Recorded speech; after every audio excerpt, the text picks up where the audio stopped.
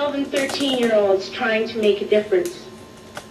Vanessa Setti, Morgan Geisler, Michelle Quigg, and me.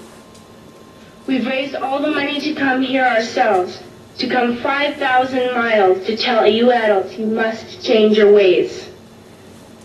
Coming up here today, I have no hidden agenda. I am fighting for my future. Losing my future is not like losing an election or a few points on the stock market. I am here to speak for all generations to come. I am here to speak on behalf of the starving children around the world whose cries go unheard. I am here to speak for the countless animals dying across this planet because they have nowhere left to go. I am afraid to go out in the sun now because of the holes in our ozone. I'm afraid to breathe the air because I don't know what chemicals are in it.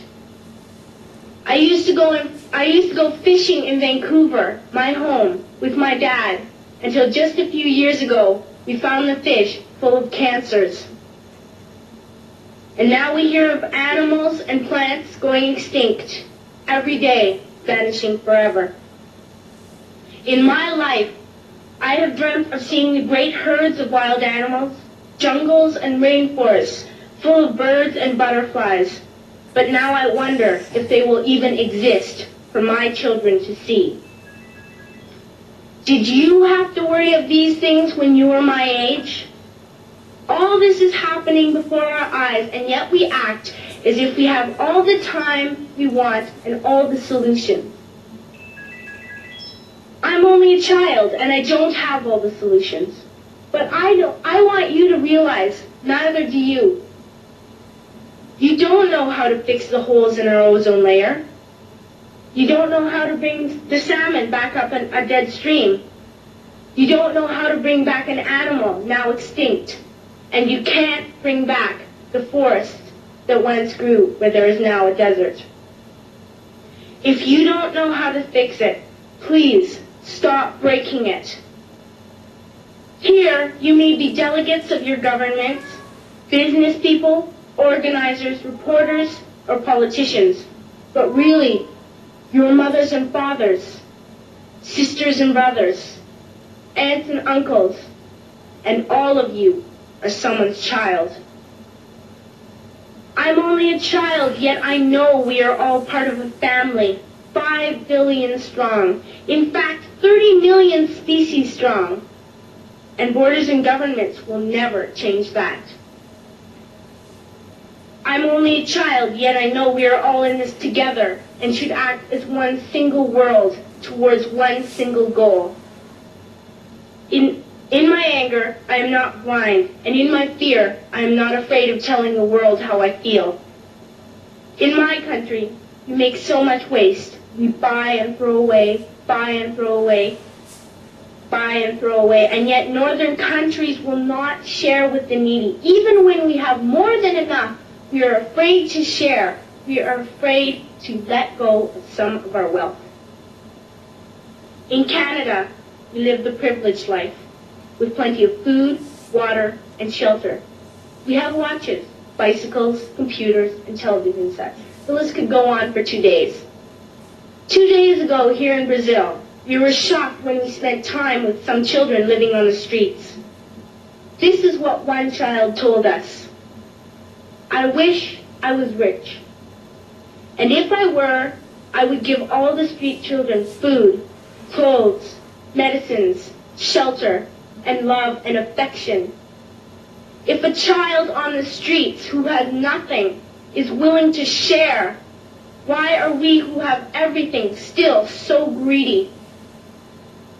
I can't stop thinking that these are children my own age, that it makes a tremendous difference where you are born. That I could be one of those children living in the favelas of Rio. I could be a child starving in Somalia, or a victim of war in the Middle East, or a beggar in India.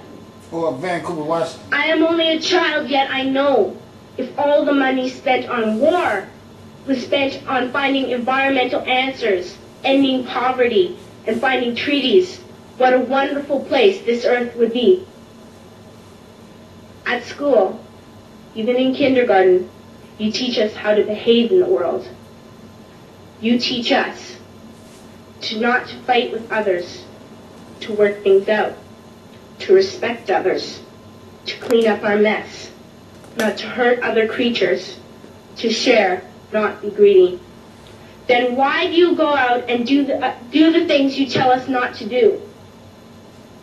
Do not forget why you are attending these conferences, who you're doing this for. We are your own children.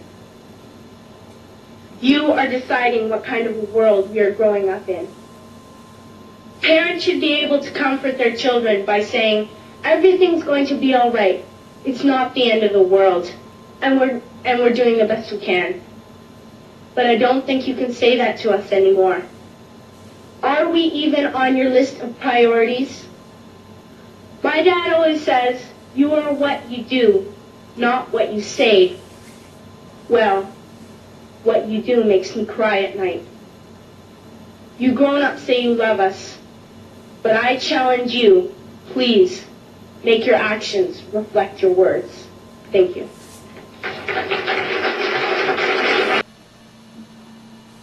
Yeah, Mayor Hotel. So I just was, I was impressed with what that young lady had to say. I really feel very fortunate to see that somewhere in the rank of our young, that there's brilliant minds out there that wants to be heard around the same voice objective as I myself possess.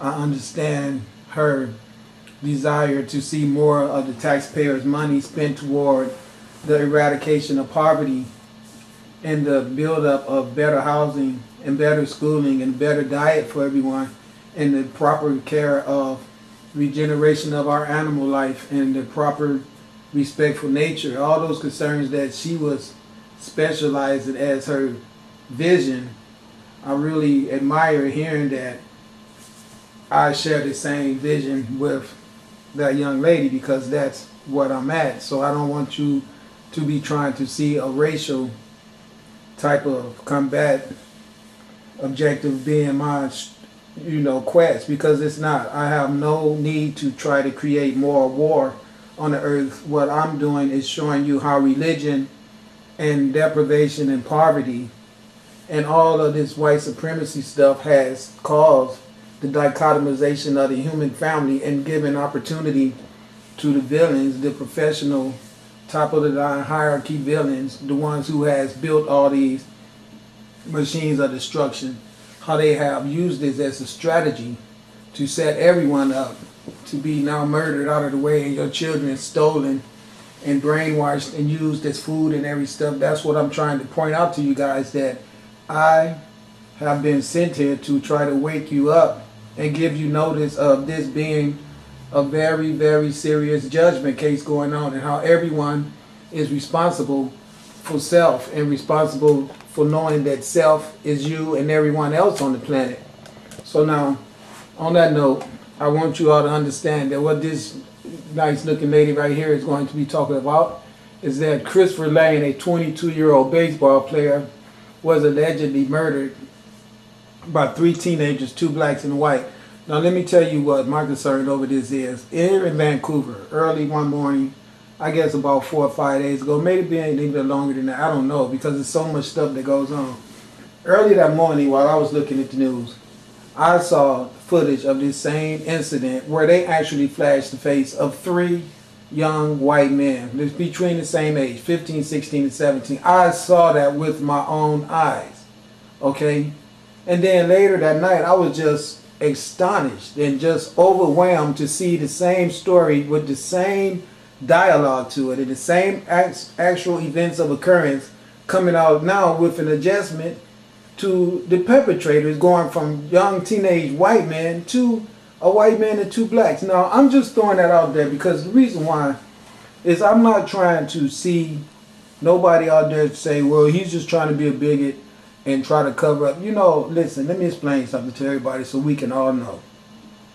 We all know for a fact that this world is full of people who can do wrong. And it doesn't require that you be in a certain bracket of nationalism, because we're all the human species. All this dichotomization that centers us all in familiar groups, and we can all dichotomize ourselves from each other and launch a strategic of dichotomization that the rulers want. That's the only thing that's designed to do. My point being that I'm not out here saying to you what I just said so I could try to be in defense of those black young men. My problem with the whole circumstance is that what I'm saying to you is true. I got a big problem with seeing it start off with being white people and then all of a sudden becoming black people, especially after I ran my big mouth and made the error of saying that they were black myself. And prior to me saying that on my YouTube page, which was an awful mistake, and that's the reason why I'm retracting that, because the segment I saw of this crime earlier in the morning involved 3 white men, and I was mentioning it later that night, and I said that's the reason why you're going to see more of black men killing white men. I didn't mean to say that way. I said you're going to see more. What I was going to say is, since Trayvon Martin was murdered, the universe showed you its way of paying back by having those 3 white kids murder a young white adult, which to me would be an indication that the whole world is really screwed up. It's just that simple. We're all screwed up, and we need to find a way to fix it, regardless to what complexion we play in it. But when you have the mediocrity that's going out there trying to strategize events in the mind of the public to make us be more suspicious of each other, we can't have that. You got to all form a common understanding of how they're playing the game, so we can all be on top of things, and don't let them try to push us all into attacking each other when they have already launched the attack on us by taking everything. And I do accuse the Christians of that. But the reason why is because the Christians own all the churches. It's Christians and Catholics and Judaism all together. And they own all the churches, whether it's a Protestant church, a Church of God in Christ, a Jesus-only church, whether it's a Catholic church, whether it's a Seventh-day Adventist, whether it's a Jehovah's Witness church. All these churches take all the money and they perpetuate one image of God as being the white man as God. And by everybody going to their own establishment of under that foolish paradigm, okay, of believing that the sole white man is God, you give all your money to the white man, who turns around and utilizes all this revenue to do nothing else but implement other strategies to take control over everything. And that's the reason now why you see them implementing strategy where they hiring all these Mexicans to work real cheap. And I don't say this to attack Mexicans. I say this to bring substantiation to my claim that it's the religion of the religion sitting around this earth is responsible for the military. The military comes first and force their way onto the soil. Once they are established and implemented, here comes the religion. You have to take this religion or you'll be killed, ostracized. All that stuff is what they've done forever. And that's the reason why to this day, no matter where you go, you see the nationalism of the native people to that soil. Alcoholics mixed with mixtures of white and black in their skin, always mixed. And then the white man always walking around as the unappreciative father who takes advantage of his children. Men and women, instead of circumstances where he get worshipped as God, all the money on earth comes to him but never returns to the people who love and depend on him to provide for them. And that's the reason why you see all the fruit trees are cut down. There's no farming in this country. There is nothing about the people sustaining themselves. So it's obvious to me that we have a government who doesn't give a shit about anyone. All right, and they have left us all to fend for themselves, and at the same time, they want to take everything that you can accumulate and make you pay this high-ass rent, these high-ass electric bills, everything that they throw at you to make you a complete failure, and they use the money to do nothing but buy military equipment